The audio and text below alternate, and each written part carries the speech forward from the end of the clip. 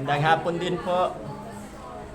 Tayo po ay magpapasimula na ng ating gawain. Welcome po ang lahat sa ating pananambahan ngayong hapon sa SJABCN. Si Jesus ang Daan Christian Ministries. Para po sa ating pagbasang tulunan, tayo po gatay tumayo. Matatagpuan natin ang mga babasahin natin sa Awit 92. Ganito po ang sinasabi.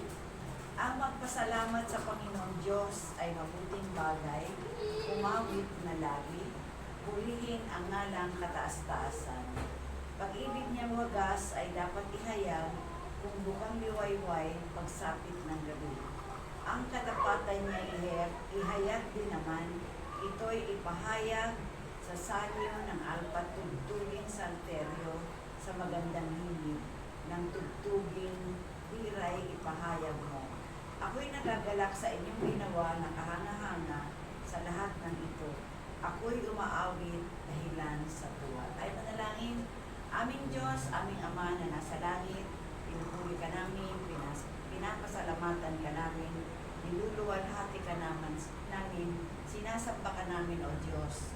Salamat, Panginoon, sa iyong kadakilaan, sa iyong kabutihan, sa iyong pag-ibig.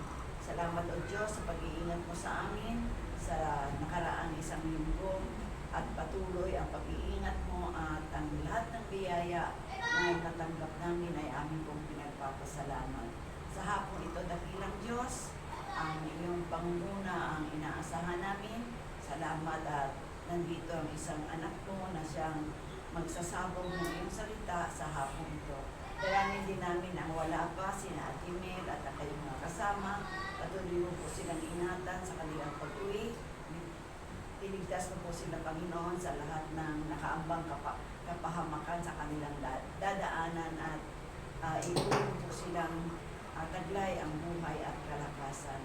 At sa aming pananambahan sa hapong ito, dalangin namin, O Diyos, na Ikaw ang bumagitna sa aming kaligtasan. Ikaw po ang magpahayag ng mga mabuting bagay na dapat naming malaman ang lahat ng iyong kadakilaan, lahat ng iyong kaluwalhatian ay binabalik namin sa iyo. At sa hapong ito po ang aming samot dalangin sa iyo, O Diyos, sa tanging pangalan ni Kristo Jesus. Amen. Sa ating pong pagpapatuloy, tinatawagan ko na po ang worship team para sa panguna sa ating praise and worship.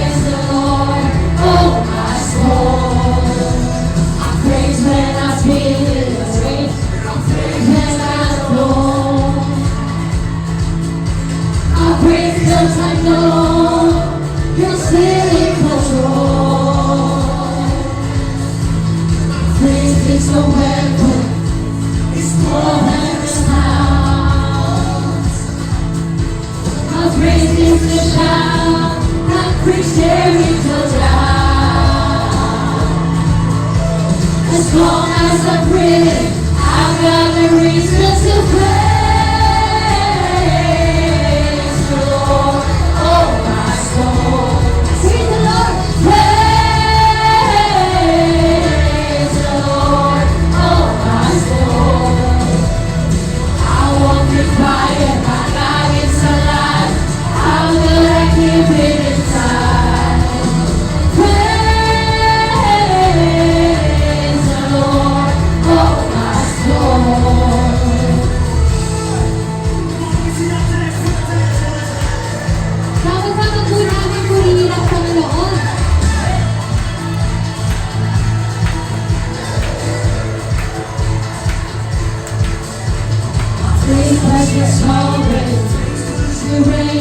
Praise God, she rose and defeated the grave.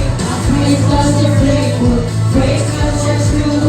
Praise God, there's nobody greater than you. Praise God, you're sovereign. Praise God, you reign. Praise God, you rose and defeated the grave. Praise God, you're faithful. Praise God, you're true. Praise God, there's nobody greater than you. Praise the Lord, oh my soul. Praise the Lord, oh my soul. Praise the Lord, oh my soul. Praise the Lord, oh my soul. I won't be quiet, my God is alive. How could I keep it inside? I won't be quiet, my God is alive. How could I keep it inside? I won't be quiet, my God is alive. How could I keep it inside? Praise the Lord, oh my soul.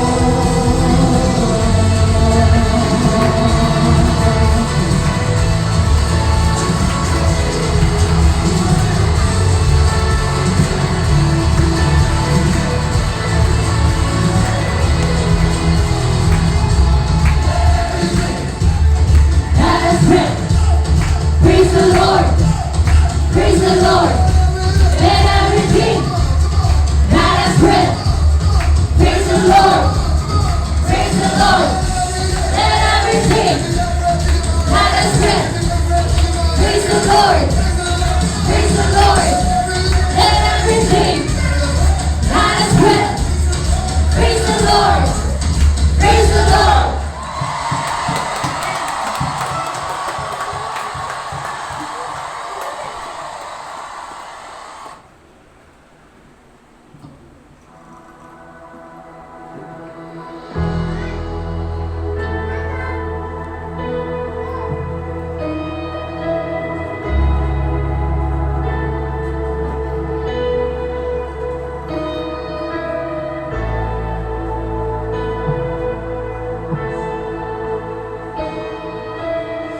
Just wanna speak the name of Jesus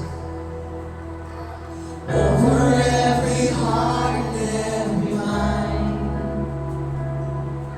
'Cause I know there is peace within your presence. I speak Jesus.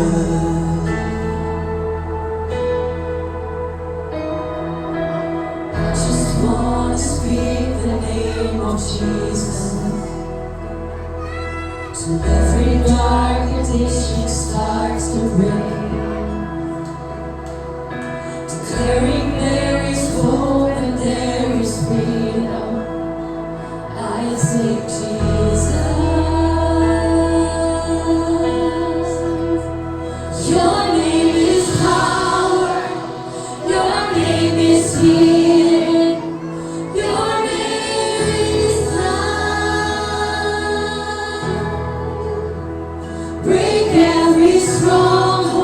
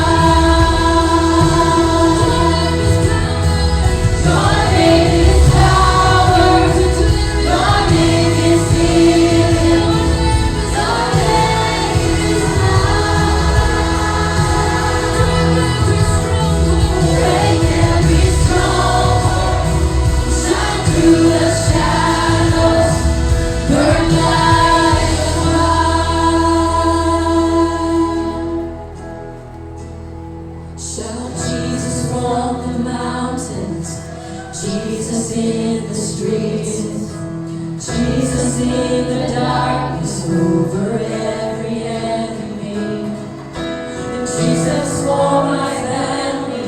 I speak the holy name, Jesus.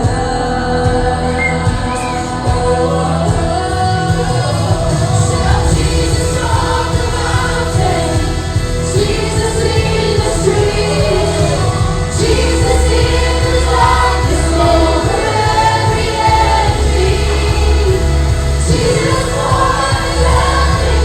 I speak the holy name, Jesus.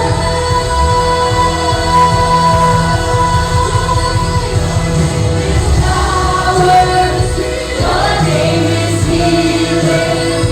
Your name is love.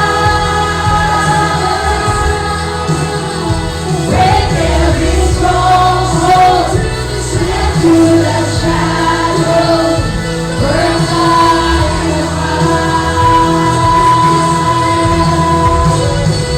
Your name is power. Your name is healing. Your name is love. Break every stronghold. Shine through the shadows. Burn like a fire.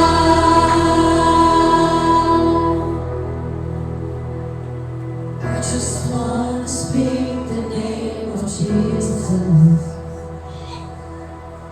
over every heart and every mind. 'Cause I know there is peace within your presence. I speak Jesus.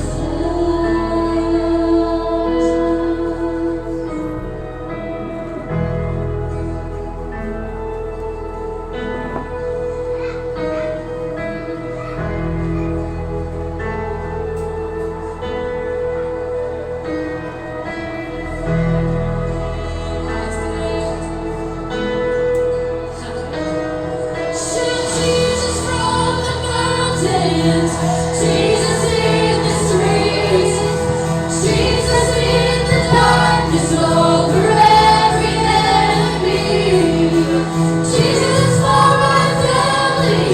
I speak the holy name, Jesus.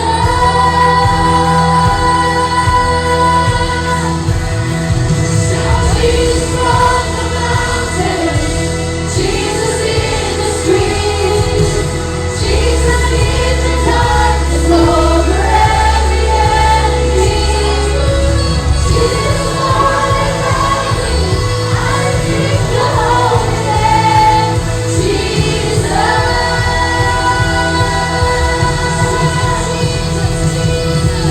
Jesus from the mountains, Jesus in the streets, Jesus in the darkness over every enemy, Jesus for my family.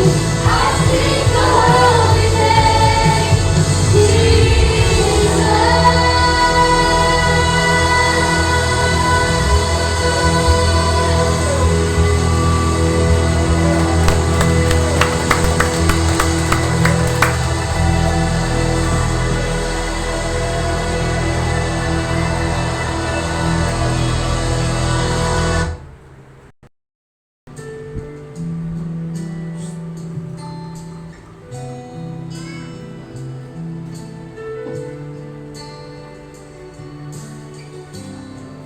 Sama-sama po natin ulitin ang tuwing oras sa kapatid ng Diyos.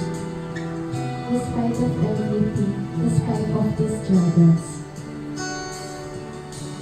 You are forever in my life.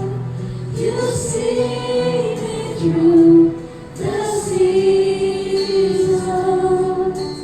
Cover me with your hands and lead me in your righteousness and light.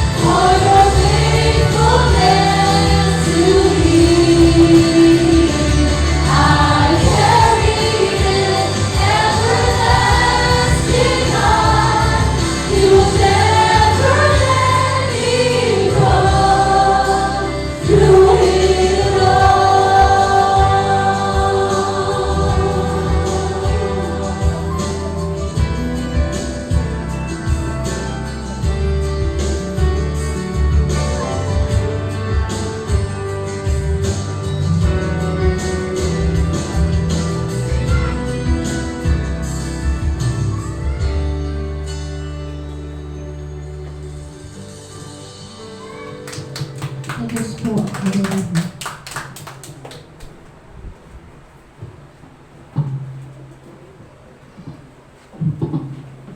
Purihin ang Panginoon sa masayang pag-aawitan, sa magandang awitin at magagandang pang-aawit. Praise the Lord sa boses na inyong inihandog para sa Panginoon. Ngayong hapon, nagpupuri at nagpapasalamat tayo sa Panginoon dahil ang pinapanalangin natin na laptop ay dala na ni Pastor Dan.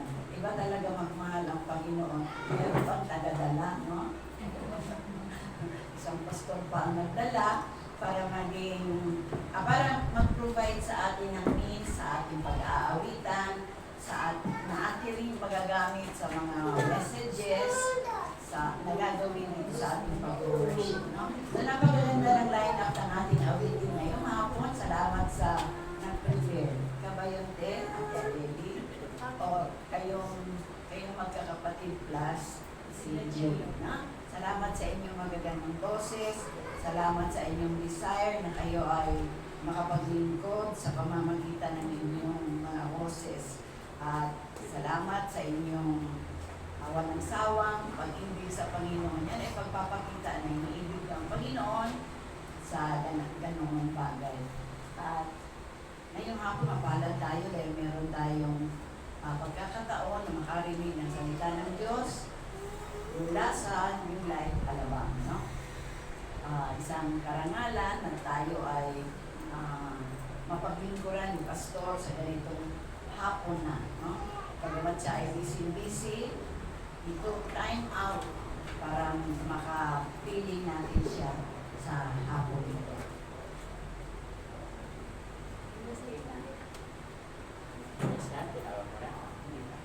At ngayong hapon po rin ang Panginoon sa mga oras na ito, tinatawagan ko lang po ang mensahero ng Panginoon na gagamitin ngayong hapon upang magsabog ng kanyang salita. Tinatawagan ko na po si Pastor Dandawan para sa kanyang mensahe sa hapon.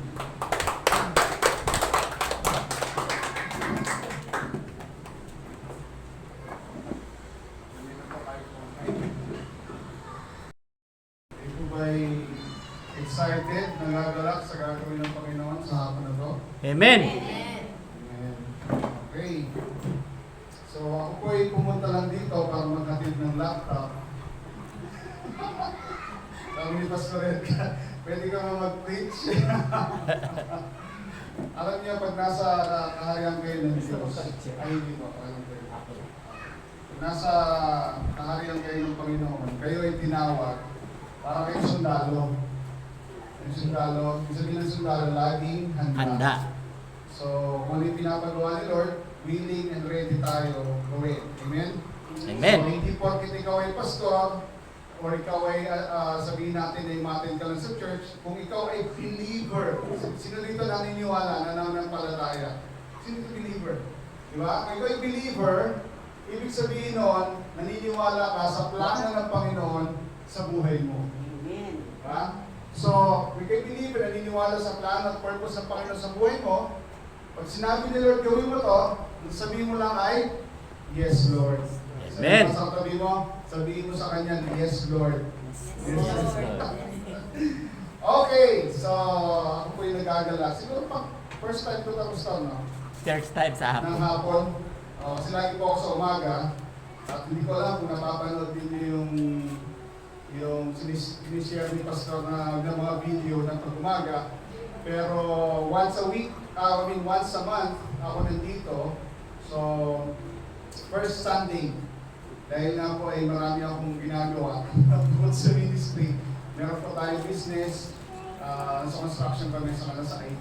So, marami ginagawa. Pero ganun talaga, pag nasa plano ka ng Panginoon, hindi mo mamamalayan.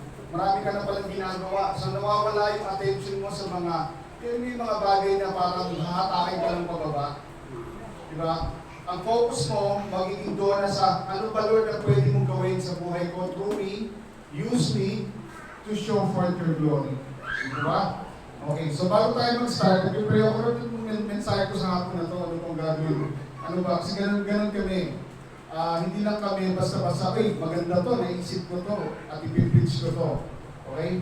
Kami po mga pastor ay nananalangin, hinihingi namin sa Panginoon, Panginoon, ano po ba ang mensahe ninyo sa amin para sa kongregasyon?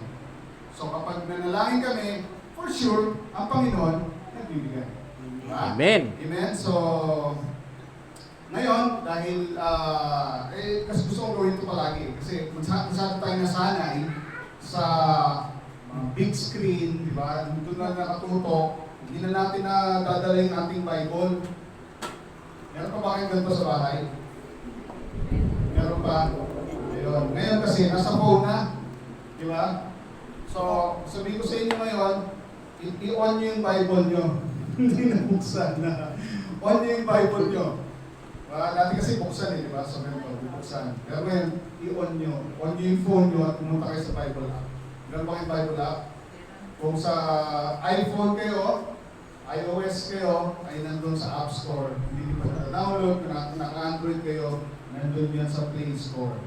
Okay, para kayo mismo ay, di ba? Kasi, aminin po natin, pagising natin ng umaga, ano yung una natin dinadampot? Cellphone, kasi bakit nag-aalarm? Gising ka na dapat ng alas 5 at papasok ka na, di ba? So, pag tingin mo dyan, oy, papatay mo yung alarm, ano sunod mong titignan? Aminin natin, notifications. Di ba? Notifications, kasi nga, ano yung na-miss ko? Sino nag-like sa post ko? Sino nag-comment? Di ba? Yung mga ganun-ganon. So, chinecheck natin yon at nakakalimutan na natin na meron pala tayong Panginoon na gumising sa atin, binigyan tayo ng panibagong buhay. Papasalamat pa kayo doon, naginising kayo ng Panginoon. Amen, di ba? So, kaya sa panahon ngayon, technology gamitin natin.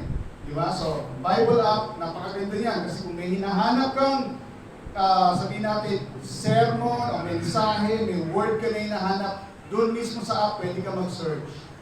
Sabihin natin, Lord, ako po'y nahihirapan, Lord, dahil hirap patawarin yung kapatid ko kasi ito ginawa sa akin o ginawa sa akin ganito. Ano ba yung Lord yung mga verses tungkol sa forgiveness? O, di buksan mo yung Bible app mo, hanapin mo yung word na forgive. O, lalabas na yung lahat ng verses about forgiveness. Di ba? Napakaganda. Kasi noong unang panahon, walang ganon. Di ba? Bibili ka pa ng word study dictionary. Di ba? Basta nag-Bible school sa marami ang mga libro. Hahanapin mo, letter F. Nasa na ba yung F? Forgive. Hanapin mo pa. Ngayon, hindi na. Pupunta ka na lang sa app, search mo yung word, makikita mo agad. Okay, so napaka-importante. Pero ang point ko is napaka-importante ng ating buhay ay nakafocus sa Panginoon. At one way is yung kanyang salita. Amen? Kaya tama tayo nandito para sa kanyang mga salita. Alright, so tayo mo naman langin, Panginoon Diyos, maraming salamat sa umagang ito.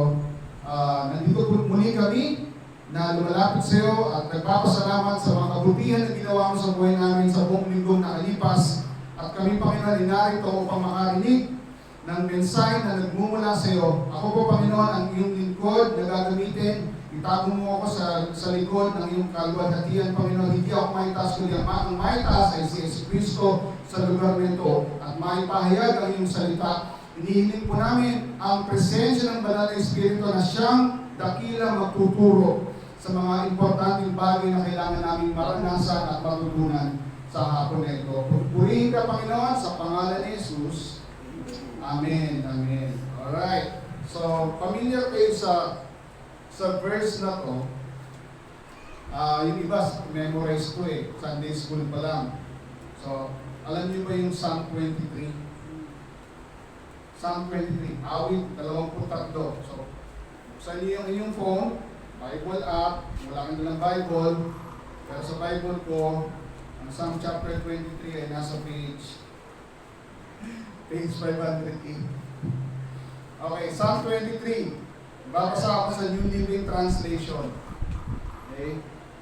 Sabi lang, the Lord is my shepherd, I have all that I need. He lets me rest in green meadows. He leads me beside peaceful streams. He renews my strength. He guides me along right paths. Bringing honor to His name. Even when I walk through the darkest valley, I will not be afraid. For you are close beside me. Your rod and your staff protect and comfort me. You prepare a feast for me in the presence of my enemies. You honor me by anointing my head with oil. My cup overflows with blessings. Surely your goodness and unfailing love will pursue me all the days of my life, and I will dwell in the house of the Lord forever. So lato ako sa New King James Version. Pero napakagandang verse, di ba? Nabasa na natin na lang beses, pero ngayong hapon gusto ko i-unpack ito kasi ito yung sinabi sa Lord kay Turo. So merong reason kung bakit at dito natin makikita kung ano yung para sa atin. Kasi kailangan natin maintindihan anumang age natin, di ba? Anumang estado natin. Kaya tayo kabataan o nandun na tayo sa hindi na gaano kabataan, di ba? Kasi namumuti na yung mga buhok. Di ba? Kailangan natin maintindihan mga seasons of life. Kailangan mo maintindihan kung sino ba yung kasama mo. Di ba? Kasi kung sino yung kasama mo, napaka-importante yan Dahil sabi nga, who are you with will either make or break you. Importante, kaya kailangan natin pag-aralan, titignan natin, sino ba yung makasama natin sa buhay? Di ba? Sino ba yung mga kaibigan? Sino ba yung mga nagsasalita sa ating buhay? Who is speaking into your life? Di ba? Kasi yung sinasabi, yung mga kaibigan, sometimes kasi, di ba, ako yung dating bata pa naman. Dati kami kabataan sa school, di ba, yung mga kabataan yung tinatawag na peer pressure. Ano yung peer pressure? Yung tipo mo utukan ka na gawin isang bagay na alam mong hindi mo gustong gawin, di ba? Ayaw mong gawin, alam mong, pag ginawa ko ito, balagot ako kay nanay. Pero dahil may tropa ka, at gusto mong i-please yung mga tropa mo, para maging in ka, gagawin mo siya. At nakita ko yan, may mga classmate ako na ganyan. Tignan mo. Diba? Hanggang na-addict na, nalasing na, at kung ano yung mga bagay. Na-discarry na buhay. Nakita ko yan, kasi nakatira kami sa tabing dito. Mahirap kami noon. Nakita ko yung mga classmates ko, mga ganyan. Kaya nung ako'y nakilala sa Panginoon, isa sa mga bagay na nilagay ni Lord sa puso ko is itong Psalm 23. Sino ba siya? Gaano ba ika-importante ito sa buhay natin? Kasi sino ito gusto ng buhay na masagana? Masagana, hindi lang pera. Ibig sabihin, pag sinabi lang sa Bible, sa John 10 verse 10, the thief comes to steal, kill, and destroy, but I came, sabi ni Jesus, that you may have life in abundance to the full until it overflows. Yung word na life in abundance, yung life na yun, ibig sabihin, Zoe life. Ibig sabihin, hindi ka lang mayaman sa financial, mayaman ka rin sa spiritual, mayaman ka sa kaibigan, mayaman ka sa relationships na maayos, nag-speak sa buhay mo, mayaman ka sa kapayapaan, diba? Nakakatulog ka ng gabi, na hindi nag-aalala kung anong mangyayari bukas, diba? Meron ka peace. So it's wholeness. Yan ang gusto ng Panginoon. So, makikita natin dito na sa Psalm chapter 23, ito yung parang blueprint. Blueprint mo na kung titignan mo itong isa-isay natin, titignan mo kung ano yung plano ng Panginoon sa buhay mo, hindi ka na mag-worry. Kasi dumadaan talaga tayo sa worry. Last Sunday, nandito umaga, ang preaching ko ay nasa 5 loaves and 2 fish. Alam mo yung 5 loaves and 2 fish, yung kwento na yan, nakikita yan sa lahat ng Gospels, Matthew, Mark, Luke, John. Present yan sa, yan lang ang kwento na nasa 4 Gospels. Hindi mas siguro nagkopyahan yung 4 na writer, nagkopyahan si Matthew, Mark, Luke, sa kanya, sinusunod ko rin yan. Hindi naman sila siguro nagkopyahan, pero yun lang yung kwento na makikita natin sa lahat ng Gospels. Nasa Mark, nasa Matthew, nasa Luke, nasa John. Walang ibang kwento. Bakit hindi yung walking on the water yung nandun sa lahat ng Gospels? Bakit hindi yung healing of the sick? Yung blind na nakakita? Kasi yung blind, yun yung kumbaga, ang magbubukas lang ng mata ng bulag ay ang Messiah. Kaya wala kang makikita miracles ng blind eyes opening sa Old Testament eh. Si Jesus na nakabukasan. Pero bakit yung kwento na yun, hindi pa kayo makikita sa lahat ng 4 na Gospels? Bakit gano'n? Kasi yung kwento na yun ay pinapakita na lagi tayong dadaan sa kakulangan. Palagi may kulang. Ay, tuition na naman. Diba? Ako, 3 anak ko eh. Kakabayad lang namin tuition. Diba? Dumadaan tayo sa sitwasyon ng buhay at palagi tayong meron dumadaan tayo sa lack. So, ano yung solusyon doon? Diba kaya pinapakita ng Panginoon, ito ay example para kapag pag binasa mo yung story, makikita mo yun, sabi ng mga disciples, pauwi na yung mga yan. Pinadami, 5,000. Nandun sila sa disyerto. Kaya makatalino yung mga disciples, sabi ng mga disciples kay Jesus, Lord, pauwi na natin yung mga yan. Kasi gagawin na. Diba? Hindi na yung makaka-uwi na maayos, wala tayong mabibili ng pagkain dito, uwi na sila. Ang sabi ni Jesus sa kanila, pakainin mo sila. Pakainin niyo sila. Hindi sinabi ni Jesus na pakainin natin sila. Kaya importante pag nagbabasa ka ng Bible, hindi gawing grammar. Hindi ni Jesus sinabing pakainin natin sila. Kasi yung problema, di ba? Gutom, walang mabilan, o di pa uwi na kagad bago magdilim, di ba? Yung mga matatalino ito, matatalino yung mga disciples eh. Advance mag-isip. Kasi nga, pag ginabihan, baka manakawan pa dyan, o kung mangyari, pauwi na agad, di ba? Pero ang sabi, ang instruction ni Jesus, pakainin ninyo sila. Hindi niya sinabing pakainin natin. Kasi pag sinabing natin, kasama siya, di ba? Pero sa pakainin niyo sila, sabihin kayo ang mag-provide. Oh, we call it our disciples. Teka, anong pakainin namin? Akadami nito. Hindi kasya ang isang taong sweldo. Pakainin 5,000. Lalaki lang yun. Bit-bit pa niya yung kanyang pamilya. Sabihin natin, bit-bit niya, misis niya, bit-bit niya, 2 anak. Average. Dalawang libo niya. Magkano pandesal? 2. Bagyan natin ng konting mat. 20,000. 2 ang isang pandesal. Kung tingin-tingin sa silang pandesal, magkano na? 40,000. Di ba? Sa tingin mo ba, isa lang kinakain? Sino dito kumakain ng 2-3 mahigit na pandesal? Yung mga bata. 2-3. Minsan 5, di ba? Naggugulat ako. Kung bumili ako, 60 pesos na pandesal, 30 pieces. Tapos pag ako na yung kakain, teka, bakit 4 na piraso na lang? 3 anak nito. Ibig sabihin nun, kulang, di ba? May kulang. Pero ano yung ginawa ng Panginoon? Ang sabi nga ni Peter, Lord, meron dito may bata, may 5 tinapay, 2 isda. Pero ano naman to? Di ba? What are these among so many? So, pag tinignan natin yung story, dumaan talaga sila sa lahat. Kaya yun ang story sa 4 na Gospels. Makikita natin kasi nga, yun ang palagi natin mararanasan. Di ba? Pero, hindi natin kailangan maging buhay. And you know what? We will be experiencing lack, but it's not going to be our lifestyle. Kasi may lifestyle yung lack, parang, pwede na yan. Noodles. Di ba? Meron ganun eh. Pansit Canton. O di darating ang panahon, magkakasakit ka naman sa atay o sa tiyan, whatever, kasi nga, puro chemical yan. Di ba?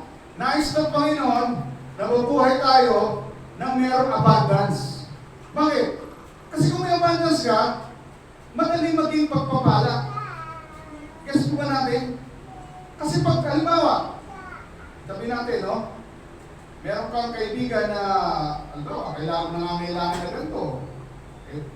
Sensya ka na, wala akong may bibigay. Ako rin kasi mahirap eh. Paano ka makapagiging blessing? Naisip niyo ba yun? Noong ako'y college, nililibre ko yung mga classmates ko. Kasi yun yung sabi ko kay Lord eh. Dahil ikaw yung provider. Ano yung pangalan ng Panginoon? Jehovah Jireh. Isa sa pangalan ng Panginoon. Kaya kailangan natin maintindihan yung names, ang karakter ng Diyos, ang goodness ng Panginoon. Kasi nga, pag nakilala natin siya, yun na yung pagkakaintindi natin sa Kanya, yun na yung reality kung sino tayo. Kasi nga, we are in Christ eh. So, nung panahon na yun, sabi ko, Lord, alam ko, ikaw naman po provide eh. So, college pa lang ako, meron na akong pera. Meron akong sideline, kumikita na ako nun. Kaya nagtataka yung mga classmates ko eh. Kumikita ako ng legal. Hindi illegal. Legal siya. So, nagbubuhat yung mga classmates ko. Minsan, makain kami ng lunch sa kalendarya, tapos bayad na. Biniyaran ko na in advance. So, siyempre sila, bayad na. Bakit mo naman biniyaran? Ganito ganyan. Sabi sa kanila, kasi parang si Jesus yan, binayaran na yung mga kasalanan mo. O di nakapag-share pa ako ng gospel sa kanila. Di ba? Kasi bakit? It's an opportunity. Kasi bakit? Bless ako ni Lord, gusto ko i-bless. Tapos it's an opportunity to share the gospel. Kung mahirap ka, magagawa ba yun? Di ba? Hindi. Kaya nga ang plano ng Panginoon. Kaya galing ako sa conference 2 days ago. Meron kaming mga guests from India sa US na nasa BGC. Boniface Global. So, yung Indian, sabi niya, halos parehas yung kultura natin. Sabi niya, yung kultura ng India sa kultura ng Pilipino, halos parehas. Ano sa paano paraan? Yung tipo bang kapag mahirap ka, nalulugod ang Diyos sa'yo. Naisip mo yan? Di ba? Kultura na, religious mentality yan eh. Di ba? Pag mahirap ka, ay, ikaw ay mas holy ka kasi talagang let go mo lahat para gano'n. May mga tao na sinasabi ni Jesus, let go mo lahat, tulad yung rich young ruler, pero hindi yung let go na mapabuhay ka sa kakapirangkot. Kasi nga, kapag nagbigay ka sa Panginoon, actually pag binasa mo Bible, ito yung kailangan natin maintindihan. Yung karakter ng Diyos, napakalayo sa religious thinking. Religious thinking, ang sabihin, hindi, magpakahirap ka para malugod ang Diyos. Hindi malulugod ang Diyos na may hirap. Bakit? Sa Proverbs na lang sinasabi, ang mahirap, sa English, a poor man's voice is never heard. Sa Tagalog, hindi pinapakinggan ang isang taong mahirap. Nasa Bible yun. Diba? So, kung kapag natin yung karakter ng Panginoon, ang layo sa religious thinking. So, nag-uusap pa yung mga Indian. Halos parehas yung mentality. Kaya tuloy, pag ikaw ay Kristiyano, yung common dito sa kultura Pilipinas, is like, pag mahirap ka, mas huli ka, mas malapit ka sa Diyos. It's a lie of the devil. It's a lie of the devil. Kaya gusto ko ilagay sa isip niyo yan kasi nga, gusto ng kaaway na mahirap ka. Bakit? Para hindi ka maging effective. Hindi ka maging effective.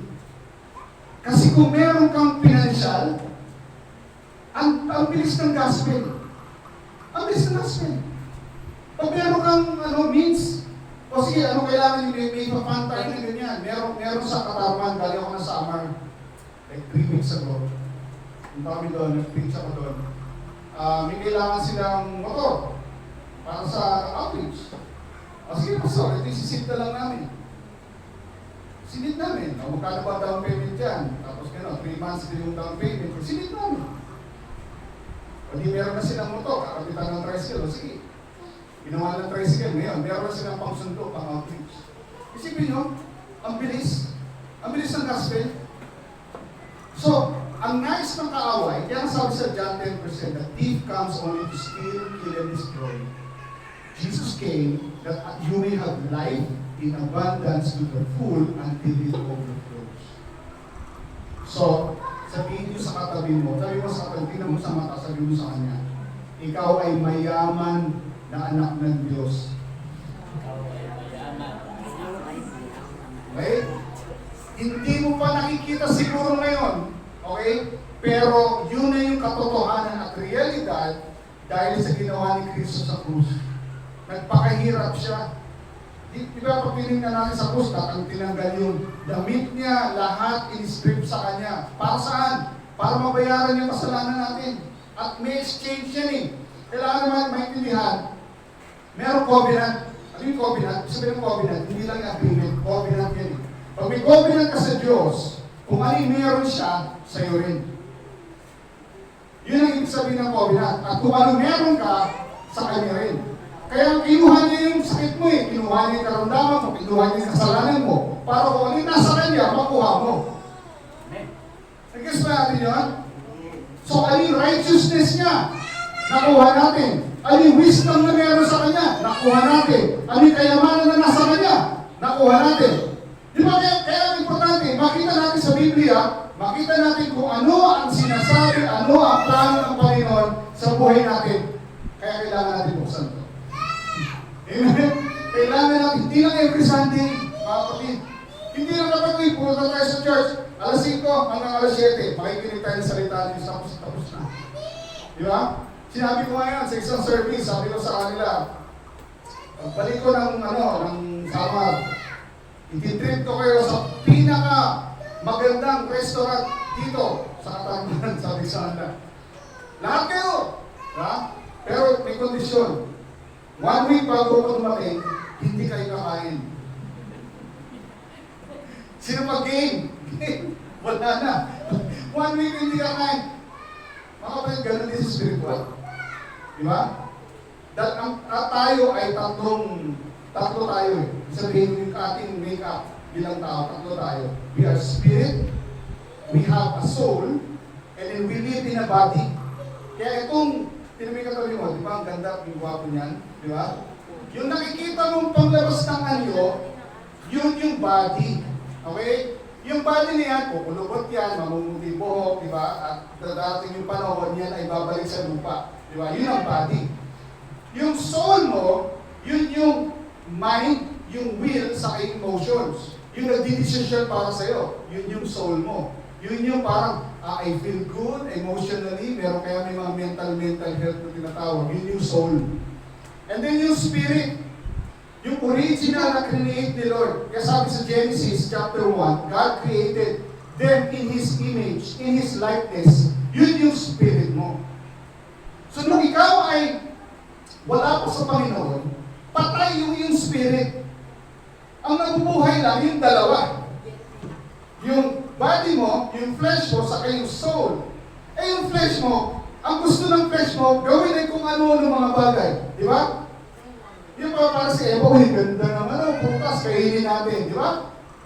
Niyaya ka, isang shot lang muna. Isang shot lang, tigil lang. Eh, di ba? Alam niyo, mas kagibento lang yung pastor niya, manginginom daw siya natin.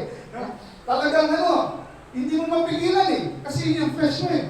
At yung soul mo, dahil hindi mo alam ang salita ng Diyos, talagang susunod ka sa layaw ng laman. Ganun yun. Eh ngayong nakikilala ka na sa Panginoon, na born again na yung iyong spirit. Buhay na yung spirit mo. So anong kailangan gawin? Dalawa pa rin sila. Di ba? Kaya minsan, pag may tatlong kaibigan nyo, kung saan pumunta yung dalawa, hatakin isa. Di ba? So ganun din. Kung yung spirit mo ay buhay, ano yung kailangan gawin? Sabi sa Romans 12 verse 1 and 2, di ba? I urge you, my brothers, di ba? Be transformed, do not conform to this world, but be transformed by the renewing of your mind. Yung mind, will, and emotions, yung soul mo, kailangan mo i-train sa salita ng Diyos para magkaayon sila ng spirit para hindi mo na magagawa yung gawa ng flesh. Gusto mo magalit, sa highway ka, nag-drive ka, skill ka. Di ba? Ang unang tendency, gusto mong gumante. Di ba? Pero dahil ang iyong spirit ay, teka, ano pa sabi sa Bible? Vengeance is mine, says the Lord, di ba? So yung Holy Spirit, nakungusap sa iyong spirit. Eh yung mind mo, renewed din ang salita ng Diyos. O nga, tama si Lord. Huwag na natin gawin. Wala magagawa yung flesh mo. May guess ba natin? Amen. Kaya importante na yung soul natin, pinapakain natin palagi ng salita ng Diyos. Kaya hindi lang dapat every Sunday. Every day. Sabi mo sa katabi mo ulit, every day. Every day.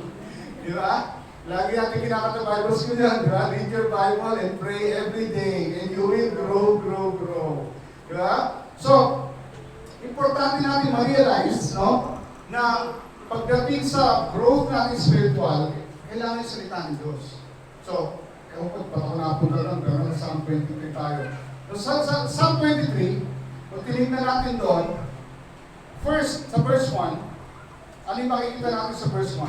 The Lord is my shepherd. Okay? Ano yung shepherd? Pastor. Diba? Sa church, meron tayong pastor. Iyan yung under shepherd. Meaning to say, si Lord yung shepherd natin. Nagtalaga si Lord ng mga under shepherds. Kami mga shepherds para i-shepherd yung flock. Pero si Lord yung inyong shepherd. Diba? Si Lord, lagi namin kayo ituturo dun kayo sa source. Diba? Pinadala lang kami rito ng Panginoon para ituro ang salita ng Diyos. Diba? Mag-counsel sa inyo. Pero si Lord yung shepherd. Kasi hindi naman kami lagi nandyan 24/7. Diba? Natutulong din yung mga pastor. Kasi minsan, hating gabi, tatawa, pastor, ito, pray mo, ito, ganyan. Wala nang problema doon. We can do that. Tatamahin namin kayo. We pray for you, we go. Pero, pag na-realize mo to, na si Lord yung shepherd mo, that you can call Him anytime you want, meron kang hotline. Anytime, Lord, tulungan mo po. Anytime you would need. Na dumadaan ka sa sitwasyon, you can call Him anytime. Kasi sabi nga sa Bible, call on the name of the Lord. Diba? And He will save you. So the Lord is my shepherd, I shall not want. Pero it's the Lord. Hindi teacher, hindi it's Lord. The Lord is my shepherd. Kailangan natin ma-realize mo na ito, sino ba yung Lord mo? Yeah? Kasi minsan, si Lord ay option lang. Pag ako tinamaan doon. Option lang si Lord. Naalala yung kwento ni Maria sa kanyang Joseph. Di ba? Pauwi na sila, galing na sila sa festival ng Piso Tabernacles. Pag uwi nila, nakabalik na sila, 70 kilometers away yun. Kung naglalakad ka at 70 kilometers, 3 araw na biyahe yun. Okay? Pag uwi nila sa town nila, uy, nasan si Jesus? Nawala si Jesus. Hanap sila. So, bumalik sila. Another 3 days. Bumalik sila doon sa Jerusalem. Hanap kung saan-saan. 3 araw sila naghahanap. So, ilang araw na mawala si Jesus. Masyam na araw na mawala si Jesus. Tapos nakita nila sa temple. Sa temple, di ba, nagtatanong sa mga teachers na gano'n. Kala natin kwento, pero ang point kasi sabi ko, bakit hindi inuna ni Maria sa kanya Jose ang templo? Bakit kung saan-saan pa sila naghanap? Baka nandito, baka naglalaro ng Roblox, wala pa naman ng panahon na yun. Pero nasaan ba si Jesus? Bakit nila inuna ang templo? Kasi option, di ba? Huwag tayong dumaan sa point na si Lord ay option lang. Ay kung sa tabi mo, si Lord ay hindi option. Hindi option si Lord. Okay? Kaya nga Lord eh. Lord, ibig sabihin ng Lord, Master. Kaya siya Lord eh. Kasi, parang, ano yan eh, may story actually sa Bible. Nung panahon na si Jesus ay i-betray, nasa Matthew rin, nasa Matthew 25. Siguro na-miss natin na to, pero napaka-importante itong yung scripture na to. Sa Matthew chapter 25. Nasa lamesa sila kumakain. And sabi ni ano tawag dito? Matthew 26 pala. Matthew 26. Nag-celebrate sila ng Passover. Sa disciples, no? Kilala naman natin sila nag-betray sa kanya, di ba? Si Judas.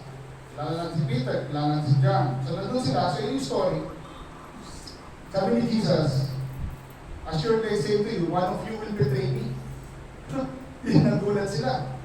Sabi, sa verse 22, Lord, is it I? Ako ba, Lord? So, lahat sila, no? Ako ba, Lord? Except one. Except one. Sabi ni Judas, sa verse 25, Rabbi, is it I? Nakita niyo yung difference? Yung 11, ang tawag nila kay Jesus, Lord. Si Judas, Rabbi, teacher. Meaning to say, hindi pa niya sinusuko yung buhay niya kay Jesus. Ano nangyari sa kanya? Alam natin yung story. Diba? Kaya kung gusto mo talaga ng buhay na maayos, unahin mo si Lord. Kaya nga, the Lord is my shepherd. Hindi option si Lord. Hindi yan something na, ay, kasi may ginagawa akong kasalanan, nalapit ako, humingi ako ng tao. Tama yun. Tama yun. Tama si Jesus ay Savior. Pero siya, in the first place, bakit mo ginawa? Kung siya ay Lord, dapat hindi mo ginawa. Di ba? Kasi yes, He will come and save you, pero bago mo gawin, kinonsulta mo ba siya? Nag-guess po natin? May heavy ba? Heavy. Nag-guess po natin, kung gusto natin ang buhay na maayos, di ba? The Lord is my shepherd, I shall not be in lack. I shall not want. I shall not need anything. Sa mga translation, Lord muna. Di ba? Di po ba? Guess po ba natin? Wala tayo sa next verse. At i-unpack lang natin ito sa nabita ng oras. Psalm 23 verse 2. He makes me to lie down in green pastures. He leads me beside still waters. He restores my soul. He leads me in paths of righteousness for His name's sake. So, 4 na bagay na ginagawa niya. He makes me lie down in green pastures. He leads me beside still waters. He restores my soul. He leads me in paths of righteousness for His name's sake. Yung 4 na bagay na yan, makikita natin pag sa context ng isang sheep, yung tupa. Dito kasi, puro kambing nakikita natin, baka, di ba, hindi tayo pamilyar sa tupa. Pero sa Middle East, marami yan, tupa. Napakabait ng mga yan. At minsan, makukulit din. Hindi nila kayang tanggalin yung kanilang mga balahibo. Kailangan nila ng shepherd para tanggalin yung balahibo nila. Kasi pag malago na sila masyado at napunta sila sa isang push, ang mangyayari sa kanila is makukot sila. Sabihin, sasabit yung kanilang buhok, kaya kailangan ginugupitan yung mga yan. So they would need a shepherd. They would need a shepherd to help them. Eh sabi sa Bible, tayo raw ay sheep. All we like sheep have gone astray. Diba? Isaiah, each of us turning our own separate ways. Hinaling tulad tayo sa sheep. Kaya kailangan natin ng shepherd. Guess po natin, kailangan natin ng shepherd. Ang sheep, napaka-delicate na animal yan. Pero, ang isang katangian yan, sabi ni Jesus, my sheep hear my voice, I know them and they follow me. So meaning to say, yung sheep, susunod yan si shepherd. Kaya pagpansin mo, parang, naniniwala daw siya sa Panginoon, pero hindi naman masunurin, hindi sheep yun. Kambing yun. Di ba? Muna sa church, ang dami pumunta sa church, at sinasabi, pwede ka magtaas ng kamay, pwede ka umawit, pwede ka pero kapag hindi na isuko yung buhay, at yung dating gawin pa rin yung ginagawa, hindi sheep yun. Kasi sabi ni Jesus, my sheep hear my voice, I know them, they follow me. Okay? Kasi pag sumusunod ka kay Lord, ang ganda, napakaganda. Ang sabi niya doon, He leads me. Diba? Besides still waters. Ang sheep gusto niya yung tahimik na baptisan. Still waters. Kasi doon sila nakakainom. Hindi sila nakakainom kapag rapids. Gusto niya still waters. Merong peace. Okay? Diba gusto natin? Peace. Diba? Gusto natin yan. Minsan habang tayo tumatanda, mas ayaw na natin lumabas-labas sa mga tropa-tropa. Gusto na natin mag-isa na lang sa bahay at naghahanap tayo ng peace. Pero mga kapatid, ang peace na kinakailangan natin ay matatagpuan sa Panginoon. Kasi Jesus is the Prince of Peace. Diba? He leads me beside still waters. Diba? He makes you to lie down in green pastures. Ano green pastures? Kung saan ka nakakain? Sheep kumakain dyan, green pastures. Hindi brown pastures, hindi yung tuyot na diba? Green. Ibig sabihin, nandun yung nutrients. Fresh. Nais ng Panginoon na mabuhay tayo, dadalhin niya tayo kung saan fresh, kung saan masagana, kung saan hindi tayo magugutom. Amen? He restores my soul. Dumadaan tayo sa buhay ng mga bagay-bagay na nakaka-affect ng soul natin. Diba? Nasabihan ka ng hindi maganda, nakapit-bahay mo ng kaibigan mo. Chismis na naman, so na-discourage ka. Pero si Lord ang magre-restore ng iyong soul. Diba? Kaya importante yung verse 1, the Lord is my shepherd. Babalik at babalik ka doon sa source mo, which is the Lord. Amen? So sabi niya rito sa verse 4, yes, though I walk through the valley of the shadow of death, I will fear no evil, for you are with me, your rod and your staff, they comfort me. Mga kapatid, dumadaan tayo sa buhay, may mga bagay na parang akala natin it's the end na. Diba? May mga sitwasyon na ganyan. Pero tandaan natin to, ang sabi ron, yes, though I walk through the valley of the shadow of death. Tandaan nyo, walk through. Sabihin nyo nga, through. Ibig sabihin ng true. Hindi yung totoo, hindi yung true na yun. Sinabi ng true dito, dadaan ka lang. Even though I walk through, ibig sabihin, kung may pinagdadaanan ng problema at sitwasyon sa buhay, hindi ka mananatili doon. Hindi plano ng Diyos na manatili ka sa isang sitwasyon na ikakabahala mo, na wala kang peace, wala kang kapayapaan, na puno-puno ka ng buhay. Hindi nais ng Panginoon na manatili ka sa ganong sitwasyon. Nais ng Panginoon ay lumakad ka lang dyan dahil lalabas ka din. Guess what natin? Lalabas ka din. Kaya sabi nito, I will fear no evil, for you are with me. Tingnan mo katabi mo, sabi mo sa kanya, kasama mo si Lord. kasama mo si Lord. Okay? Yun ang sinabi, yun yung mga pangako niya. Di ba? Pag binasa natin ang Bible, ang dami-dami verses na sinasabi, I will never leave you, nor forsake you. Kasama natin si Lord. So your rod and your staff, they comfort me. You prepare a table before me in the presence of my enemies. You anoint my head with oil. My cup runs over. Naisip niyo na ba yun? Hindi po bang ang dami mong sitwasyon, ang dami mong problema, pero meron ka pa rin kapayapaan, nakakakain ka pa rin. Sabi, you prepare a table in the presence of my enemies. Sino nasa business dito? Tulad ko, sa business ako. Hindi mo bang marami kang kompetensya, pero yung business mo ay nagtatry, sabihin, marami pa ako tayong benta, nakakatuwa kasi kahit malalaki yung kalaban namin, merong sitwasyon na ganyan, malaki kalaban namin. Kinukuha namin SBI. Giant nga, David versus Goliath. Nakuha namin SBI. Bakit? Kasama lang si Lord eh. Ganun lang yan, parang, simple lang yan. Pag kasama mo si Lord, di ba? Sabi sa Robin, if God is for you, who can be against you? Amen? You keep prepares a table before me in the presence of my enemies. Pwede kang magsaya, mag-party in the presence of your enemies. Di ba? And hindi naman kalaban yung mga tao eh. Sabihin, atake ng kaaway. Maraming atake ng kaaway. Hindi naman makakabago yan ng sitwasyon o yung realidad na kasama mo ang Panginoon. Kasama mo pa rin ang Panginoon. Amen? Surely goodness, verse 6, and mercy shall follow me all the days of my life, and I will dwell in the house of the Lord forever. Surely. Hindi sinabi nito sa verse 6, maybe goodness and mercy shall follow me. Ano yung maybe? Baka goodness and mercy, then surely. Anong Tagalog ng surely? Sigurado. Pag nagpasa ka ng Bible, tingnan mo yung words eh. Sabi nila, surely goodness and mercy.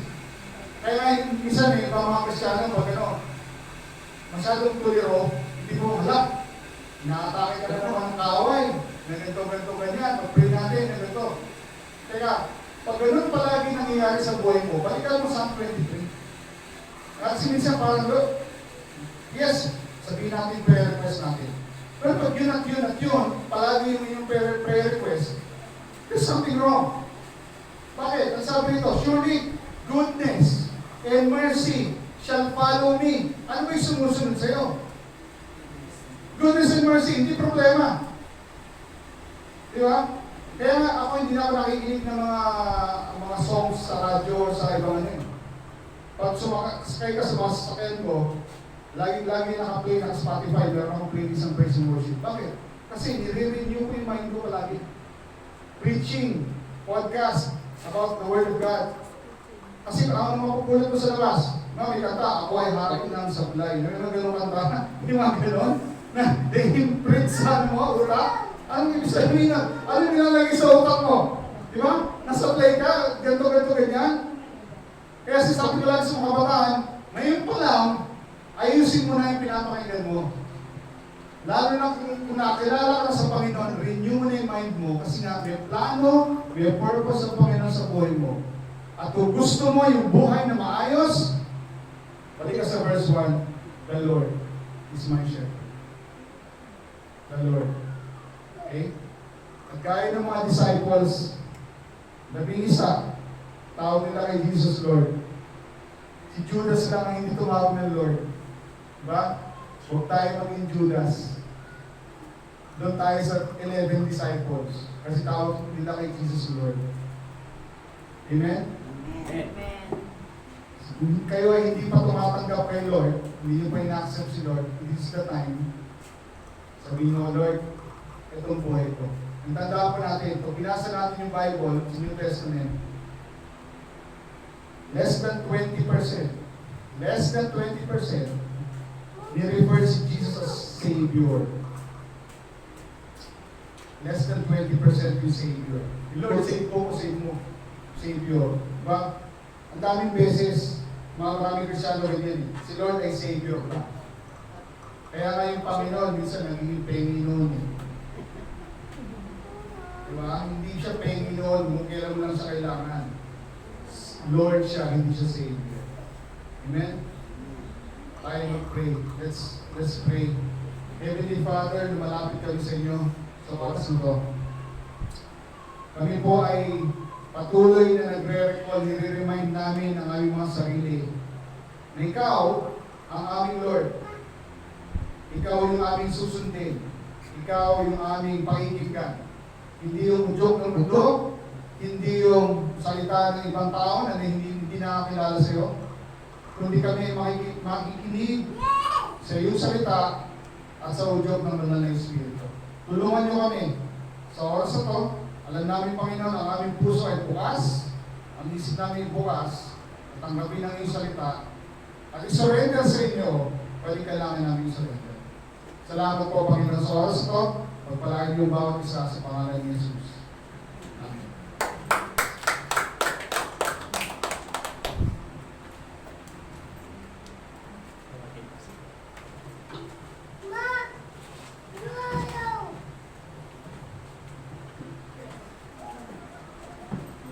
Maraming salamat, Pastor, sa isang mabiyayang mensahe ng buhay na narinig namin ngayong hapon. So si Jesus, hindi lang Savior, ano nga, ang isa pang tawag natin kay Jesus, Lord, no? Lord and Savior. No? At tayo po ngayon ay nasa panahonan ng ating pagbibigay ng ating mga kaloob. Tinatawagan ko na rin si Ate Aleli para sa kanyang awiting handog.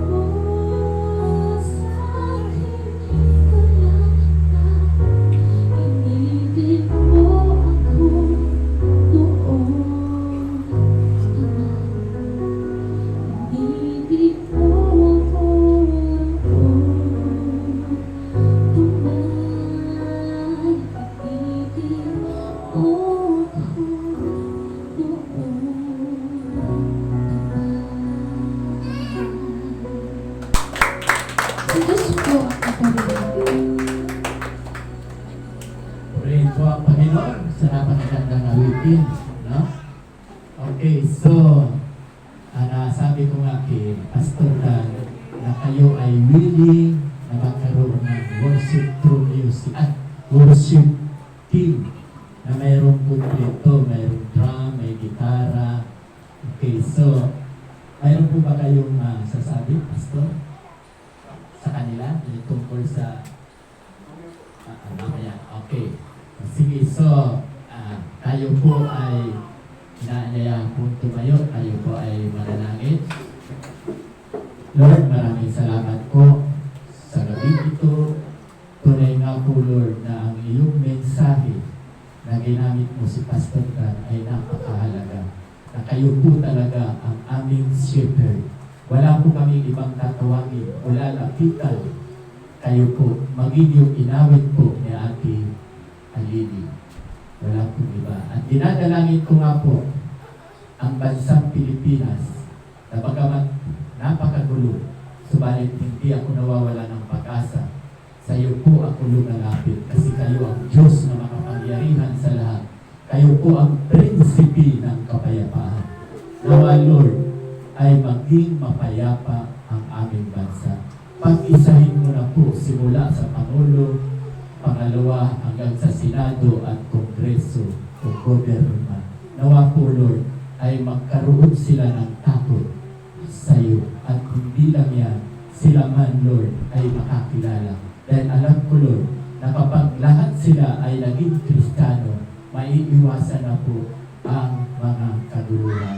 Kaya dinadalangin ko po, lalong-lalo na po ang nangyayari sa panahon ngayon, marami pong nagugutom. Subalit naniniwala ako, Lord, na kayo po ang Jehovah Jireh, ikaw nga ang aming pastor, sabi sa Awit chapter 23, 1-5, kayo po sapat ang biyaya na ibinibigay po ninyo sa amin. Kaya walang ibang gagawin kami tumawag sa iyo, Lord, dahil hindi mo kami pababayaan. At sa pamilya Orgulyo po, marami po ang wala ngayon, mga 8 sila, ang mag-asawang Alex at Mel, at ang magkaibigan na si Ayen at Ashley, wala din si Jimwell, at marami pa. No? Dalangin ko po, ingatan po ninyo, nasaan man sila naroon, at higit sa lahat, sa pamilyang Orgulyo, kasama na sila Ate Alili, Angel Faith, at Ann, at Ayin. Nawa, Lord, ang karamdaman ay huwag po ninyong ipahintulot na makapasok, lalong-lalo na po yung mga anak nila na maliliit pa lamang. Naniniwala ko na nanalig ako, Lord, na ikaw ang Diyos na makapangyarihan sa lahat. Maraming salamat nga po, Lord, dahil muli ay tinipon mo kami sa damong ito upang kami po ay sama-sama magpuri, magpasalamat, at sambahin ka po namin sa Espiritu at katotohanan. Kaya maraming salamat po. At hiningi ko po ang iyong basbas sa gabi ito. Pagpalain nawa kayo at ingatan, ilingap nawa ng Diyos ang mukha sa inyo paliwanagin, at higit sa lahat, ang kapayapaan ang siyang maghari sa inyo mula ngayon at magpakailan-kailan pa man. Amen at amen. Magandang gabi po sa ating lahat. God bless everyone and see you all next Sunday. Ate, biglang na ate. So mga anong oras sa week?